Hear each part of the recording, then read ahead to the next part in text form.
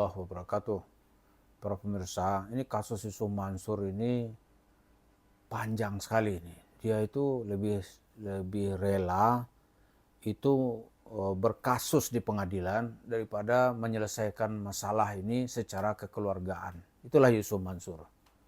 Jadi kalau dia cerita, ngapain lo ke pengadilan? Kalau kalah minta duit ke gua, itu bohong itu.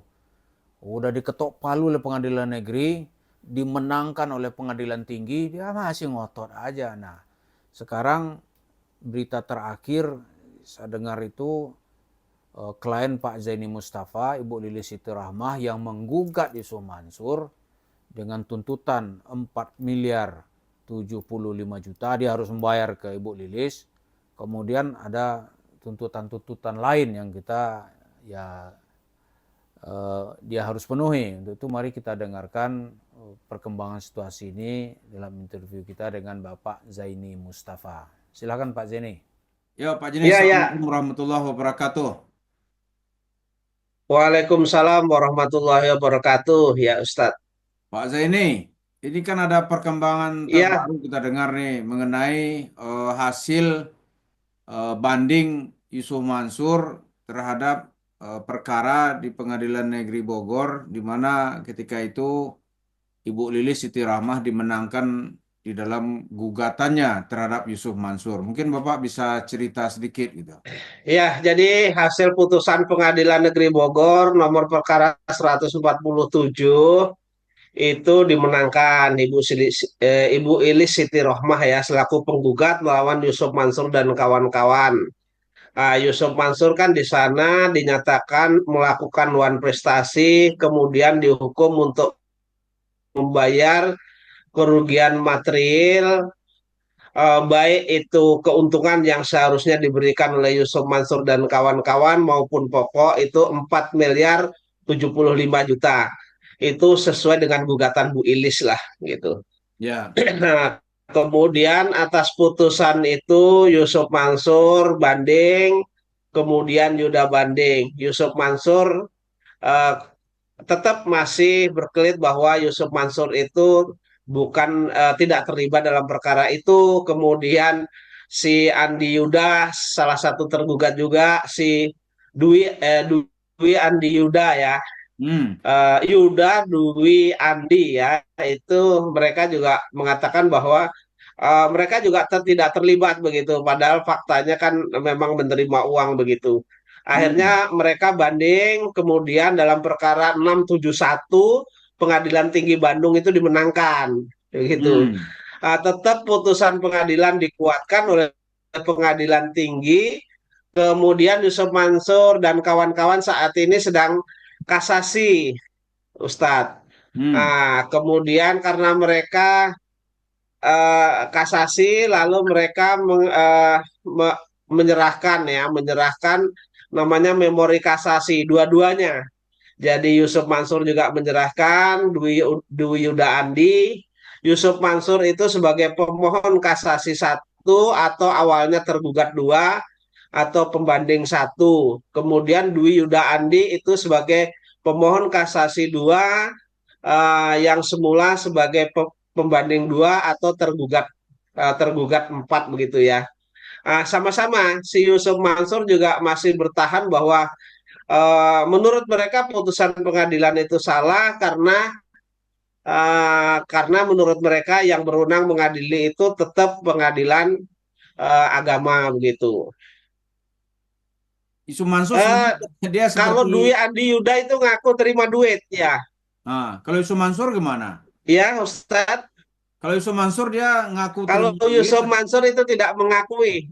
Ah. Enggak, Yusuf Mansur itu menolak, mengingkari bahwa mereka itu tidak terlibat dalam dalam bisnis batu bara itu. Ah. Kemudian mereka bukan sebagai pengurus atau Ah. pengurus dalam PT Adi Partner Perkasa. Mm-mm. Padahal sesuai dengan alat bukti putusan pengadilan si MB Niaga melawan Ya. Yusuf Mansur dan kawan-kawan itu kan Yusuf Mansur didudukkan sebagai tergugat karena berkedudukan sebagai komisaris dan itu perkaranya ingkrah. Makanya itu kami ajukan sebagai alat bukti bahwa Yusuf Mansur memang benar-benar berada di PT Adi Partner perkara tersebut begitu. Jadi intinya dua-duanya mengingkari lah.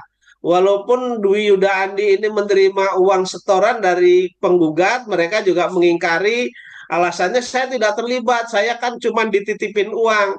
Nah, itu yang mereka mengatakan sebagai titipan, tapi mereka tidak bisa membuktikan kan begitu dalilnya. Nah, Hmm. ini prosesnya sekarang mungkin masih belum dikirim, masih di pengadilan negeri, nanti secepatnya mungkin akan dikirim ke Mahkamah Agung begitu. Ya, Nah, ini kok ceritanya seperti cerita ya. apa ya? Oh, mau diadili kata pengadilan tidak berhak, pengadilan negeri nggak berhak, terus pengadilan agama. Sebenarnya hukum kita tuh emang bisa dirubah-rubah oleh seseorang yang dituduh terdakwa gitu, atau yang punya dugaan dia telah menyalahgunakan uang masyarakat gitu. Misalnya pencuri, polisi mau tangkap, oh enggak, saya jangan ditangkap, yang lain aja tangkap itu. Yang berhak nangkap saya misalnya tentara, misalnya gitu ya. Apa memang bisa seperti itu Mm. pengadilan kita ini?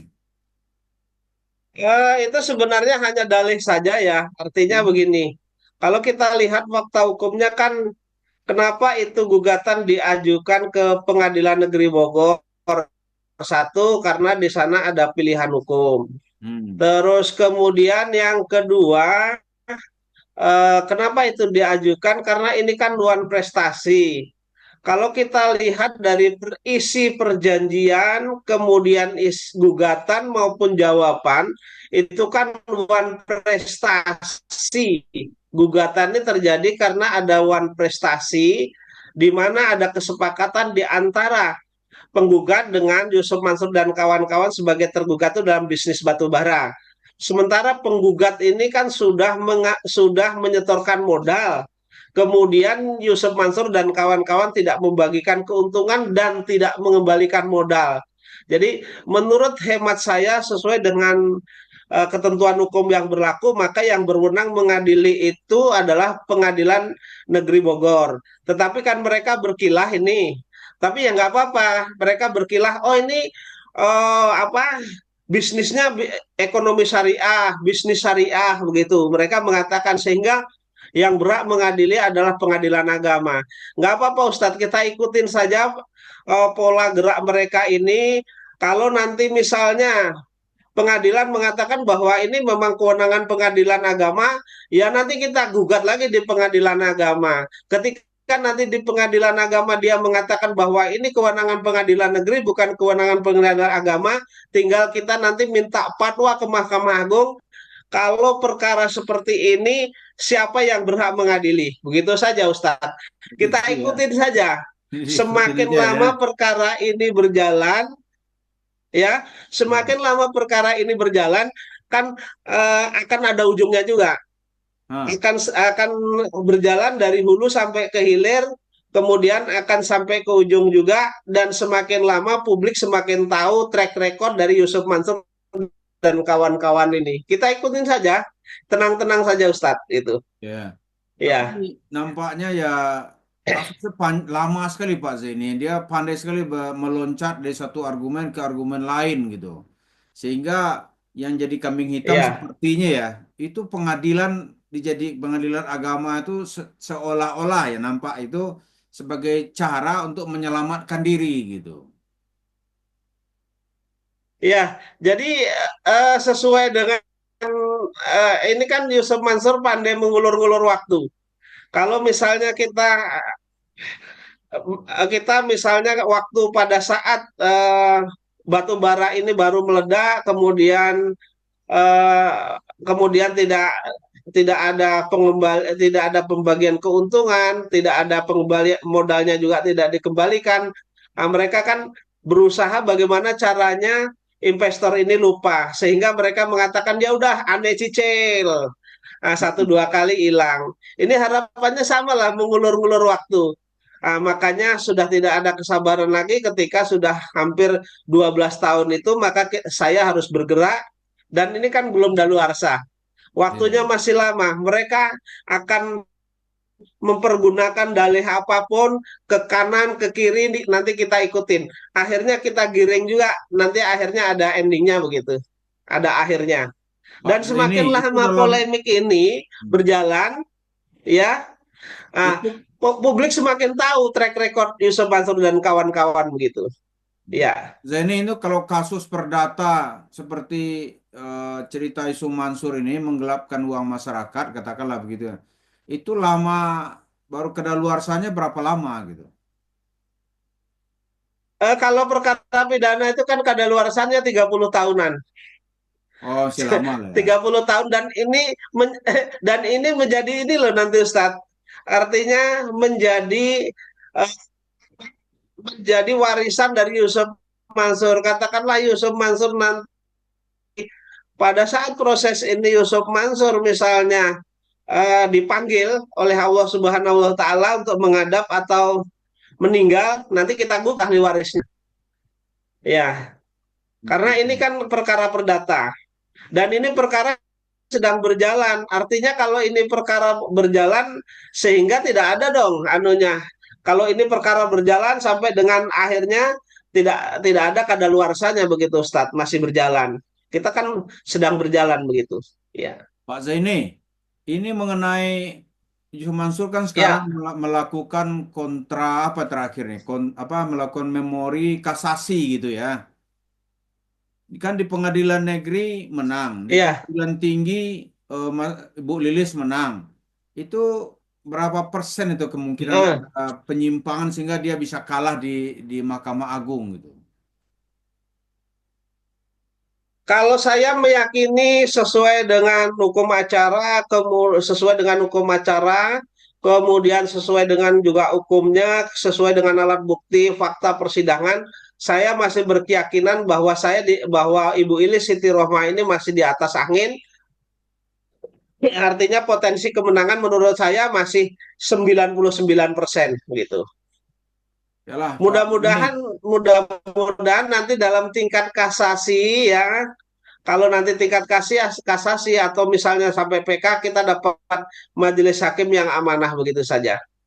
amin. Ya. Oke Pak Zini kita doakan ini biar kali ini apa namanya penggugat terhadap Yusuf Mansur ini dimenangkan karena sudah dari pengadilan negeri, pengadilan tinggi dia menang sehingga tidak terjadi hal-hal yang terlalu luar biasa atau ekstrim di Mahkamah Kita Agung. menang ya. Ya. Mm-mm.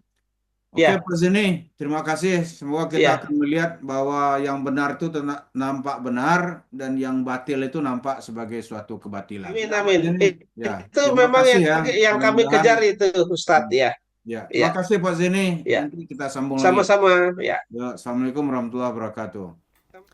Pemirsa, dari penjelasan ini tadi terlihat ini sudah dua kali ya di pengadilan negeri Ibu Lilis dimenangkan, lalu Yusuf Mansur mengajukan banding ke pengadilan tinggi negeri Jawa Barat di Bandung.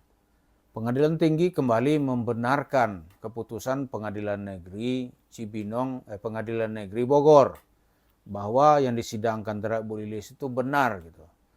Yusuf Mansur terbukti secara sah dan meyakinkan bersalah. Tapi yang namanya Yusuf Mansur ya dia nggak ada dia nggak ada pedulinya mau kalah, dia pokoknya harus menang. Maka sekarang dia sedang mengajukan kasasi ke Mahkamah Agung. Maka suatu hal yang aneh nanti kalau tiba-tiba di Mahkamah Agung dia bisa menang. Itulah yang terlihat bagaimana seorang Yusuf Mansur dengan segala kenekatannya, segala kelicikannya, berdusta hal yang biasa, asal uang ini menjadi miliknya dan juga milik keluarganya. Itulah sekarang yang sedang bertahta dalam wujud warung steak and shake. Itu tadi perjuangan kita menginterview Bapak Zaini Mustafa. Terima kasih. Assalamualaikum warahmatullahi wabarakatuh.